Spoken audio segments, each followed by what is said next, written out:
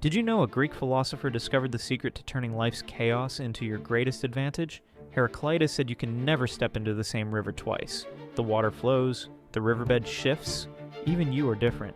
Everything changes. Always. Most people fight this truth. They cling to the past, they resist what's coming, they exhaust themselves swimming against the current. But here's what Heraclitus understood. Change isn't your enemy, it's your superpower. The river doesn't ask the rocks to move, it flows around them and carves new paths. When you embrace change, you become unstoppable. Lost your job, new opportunities emerge, relationship ended, space for growth opens, plans fell through, better ones appear. The Stoics knew this secret too. Marcus Aurelius wrote that the universe is change, and our life is what our thoughts make it. Resistance creates suffering, flow creates freedom, so stop fighting the current, start dancing with it. The river always finds its way to the ocean, and so will you.